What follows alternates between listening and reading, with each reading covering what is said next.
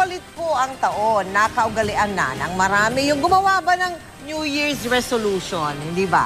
O listahan po yan ang mga nais natin gawin o baguhin sa atin pagsapit ng bagong taon. Pero aminin, hindi lahat ng resolution ay napapanindigan. Kaya po ang isang tinatawag na life coach ay may mga tip kung paano nga ba magiging epektibo yung paglilista ng mga New Year's resolution na yan.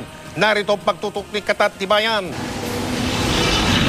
Ika nga, bagong taon, bagong buhay. Kaya nakagawian na ang paggawa ng mga New Year's resolution tuwing magpapalit ng taon.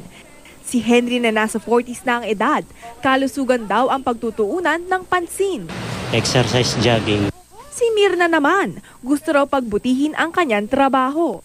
Mangyayari lang yun, ako rin ang gagawa sa sarili ko. Si Edwin naman, iiwas na sa bisyo. Kung dati paghinto sa paninigarilyo ang nagawa niya, ngayon... Pag-inom, pagsisigarilyo, wala na ako. Karaniwan ng New Year's resolution ang pagpapapayat, ang pag-iipon ng pera at ang pag-iwas sa bisyo.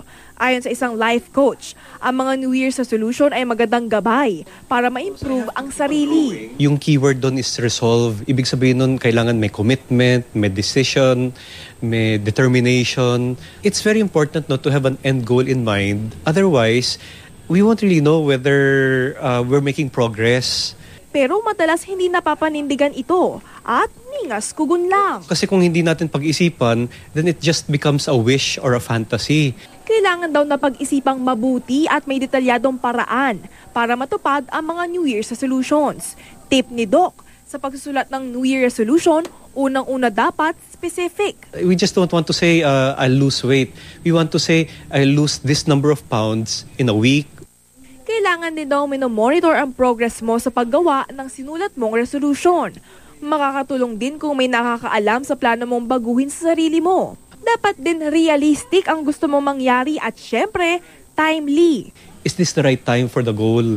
Kasi kung hindi naman, baka pwedeng ipagpaliban for another time.